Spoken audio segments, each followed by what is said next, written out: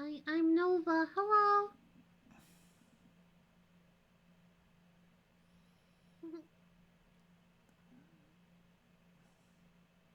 I'm part of a DID system. If Today we are talking novel. about dissociative identity disorder with the system that includes Nova here. Hi. Yeah. I'm part of a DID system of 13 alters. Welcome, heroes and villains, to Fjook Enterprises YouTube channel. Take a moment, relax, stop your bickering, and just enjoy the show. The last people I interviewed that have DID were my sister, and they have a completely different system than you do because if I recall, you have a pilot and a co-pilot active, and you can switch more easily than going to sleep and hoping. Yeah. It varies from each system, really. There's a way that for some systems that they can switch more effortlessly or fluidly, but for us, it's just we have to try and concentrate on our dissociation. So yeah, and right now the one of the protectors is with me. Her name's Angie.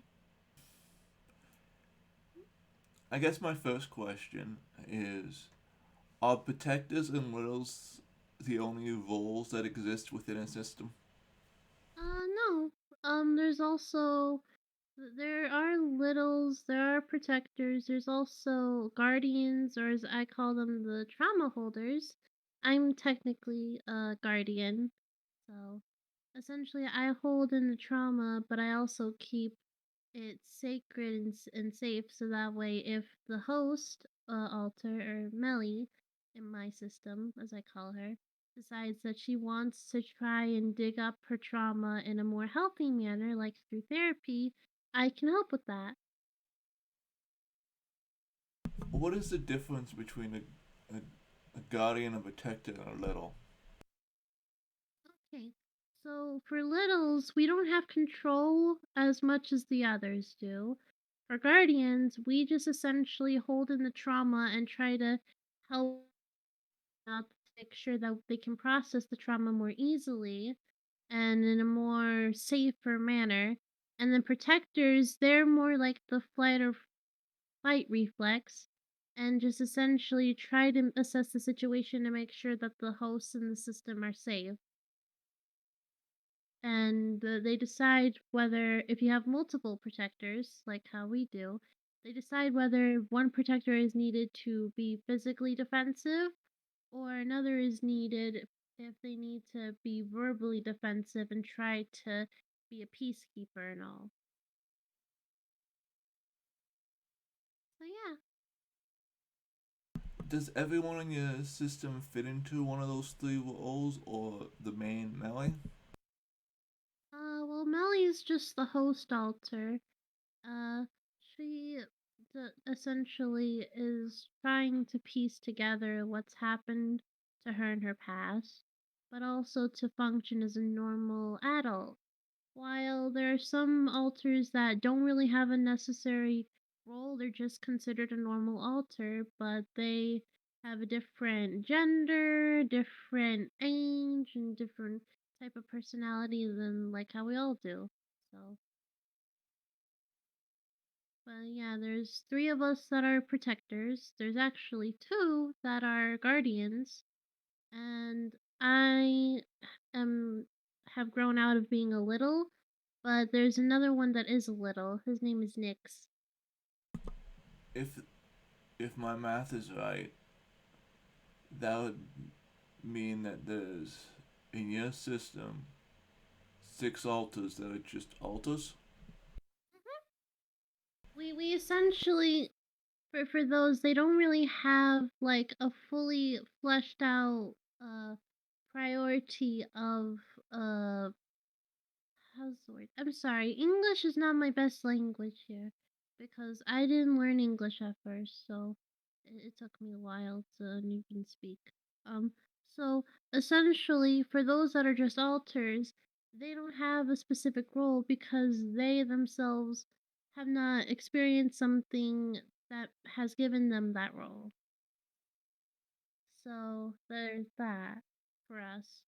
For other systems, it can be very different. Like they could be automatically given that role, or they could have lived through the event that the host went through and be given the role. But for some of us, it's just, but for our system specifically, it's that alter has to experience something, whether it's traumatic or very, very big, to have us be assigned a specific type of role like that. Did the system start out with 13 people? No, not really, no. At first, it was like a few of us were here already. So it was Bo and Angie, for sure, they were there. And then there was Alice and me and Raymond. And also my twin alter, Noro. But the others, they came around later, like throughout the years, because more things had happened. Have any alters left? We did have an altar that left. Their name was Angel. She felt it wasn't necessary for her to stick around any longer, so she, in a way, kind of, I don't know what the word is, but she went to being kind of solidified with one of the other altars. And so, yeah, she doesn't exist, but she also does, but doesn't really have any way to communicate. Speaking of communicate, how do you communicate with the other alters? Oh, it's easy. Like right now, I'm in the front seat, like the driver's seat, and then in the passenger seat is Angie, and me and her we communicate through thoughts. So I can hear everything she's wanting to say and all, and that she is saying, and she can hear and see what I'm seeing and hearing, and essentially we're just able to communicate that way. There's also some people like in the back seat, like Bo, who is observing, but they can't communicate at all through us, and they can't see or hear anything except for what I'm saying. Sorry, So you can only. I So, was just by the saying. sounds of it, only one alter can communicate with one other alter at a In, time. in, in a way, yes, it can sometimes be two alters at the same time communicating with the one that is in the driver's seat. Is it okay if Angie comes out to give a better explanation? Sure. Um, so to explain a little better, essentially, I can hear and see what she was seeing and hearing, and then Bo in the back can only hear and see what I say to her and her say to me. Just like how it works like in a car in a way. Where like the child being in the back seat with their seatbelt on, they can't really see up front. So uh, essentially right now, I'm in the driver's seat and Nova, sweet little biscuit over here, she can see and hear what I see and hear, but she can't speak to you directly. Is it hard switching seats? Some of us, yes. But for me, it's just I hadn't done it in a while, so it was a bit more tougher than normal. I think it's because that Nova was a bit shy to switch seats. She's not used to switching seats so openly like this. And with how our system is, even though we have different personalities and ways to speak, I can tell you it's very, very stressful to have to keep switching for us. I believe the other day you mentioned something called confinement. Would you like to explain that again? Ah, confinement, yes. So essentially, with confinement for us, for our system, is when an alter or little, or in some cases, Alice, have been very disruptive and harmful to the system, one of the protectors, in this case Bo, handles to put them in a solitary kind of area in our mind space. And that allows that altar to not be able to access anything or even be able to communicate with anyone except the protector that put them there. And Bo, at this point in time, is the only one who's even allowed to give them the key to get out. So essentially, they're stuck in a box inside the mind. If I remember correctly, Nova said you're a protector, right? Yes, I am. I am a protector. I am what you would consider a peacekeeper protector. I choose to try to fix things with words and solutions. While Bo, they are more of the physical protector. They choose to be hands on with their protecting, but in a more defensive manner. Then we have Nova's twin alter, Noro, or Norose, who, well, he's more aggressive and gluttonous with wanting to inflict pain for his protecting. We don't allow him out much, but when he does come out, it's for a certain reason that is justified to us. How do you all share memories? If only three people can be in the car at a time, how do you all share memories? Well, for those who aren't in the car and they want to see our memories, we share them through our sleep.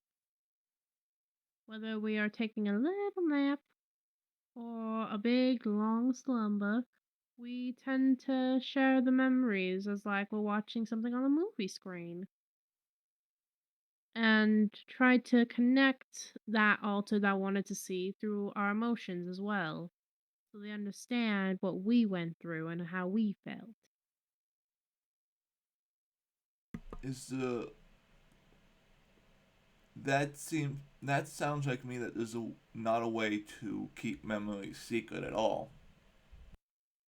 Oh, it is a way because only a certain altar that we allow can see it if they wish to see it. If anyone wants to see it but we haven't allowed them to, well, they just don't get to see it.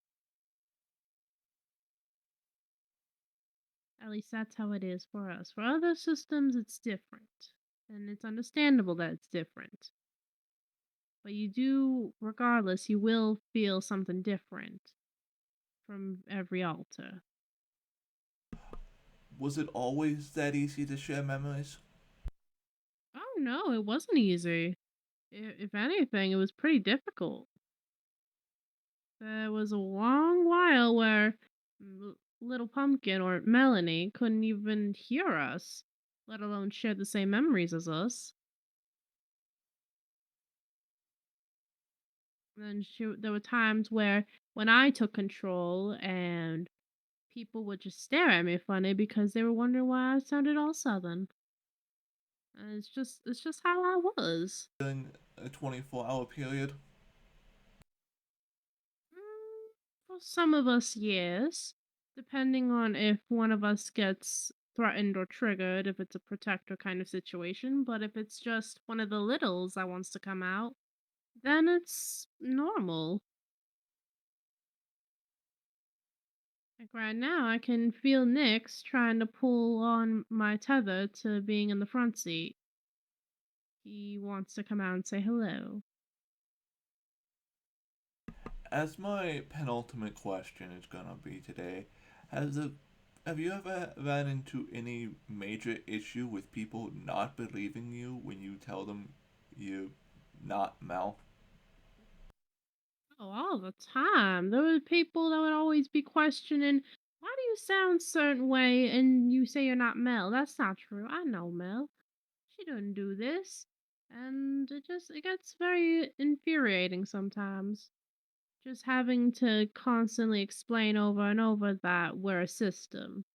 But when people do finally get it, it's a relief. Especially those who understand right away that we aren't faking it, and it's quite a nice thing for us that we don't have to explain who is exactly who and all. And plus, with Alex, he gets very angry really easily about it, having to explain that he and Mel are might be a little similar, but they certainly are not. Oh, it's quite funny. And has anyone ever refused to acknowledge that you're a system, no matter how much evidence you've shown them? There was one or two people that tried to do that, and we just ended up ultimately cutting off our paths with them because they didn't want to listen. They just wanted to be as stubborn as a mule.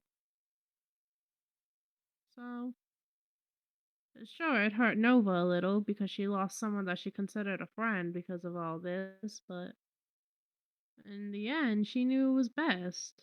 As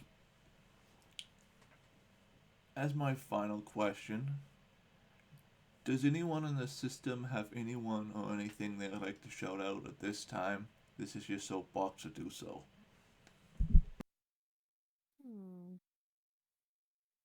Nova, do you have someone? Well, there are some people that we've been open to about our system that have been very welcoming and kind to us. Uh, one of them is his name is Bulgarian Raven. He's very sweet, very much funny, and he's very charismatic. He's been very kind to us and very friendly with us, and I appreciate that. There's also Mel's and Nova's friend, Architenshi. She's a sweetheart. She's just a gem. Always being nice to us and her and her community. I love them. And there are the members of the Madhouse gaming community that are very nice. All of them. Uh, let me see here. I know there's a list of all of them. There's Colin Horn. He's very sweet. Spooky Glitch plays. And there's quite a very lot of them actually. It's a big group. Oh, I gotta remember that. It's a big group. There's also Romeo G, very funny man who honestly just does like 80s styled scenes and all, and very amusing to watch when he plays his Friday Night Horrors, honestly. But yeah, that's all I can think of so far.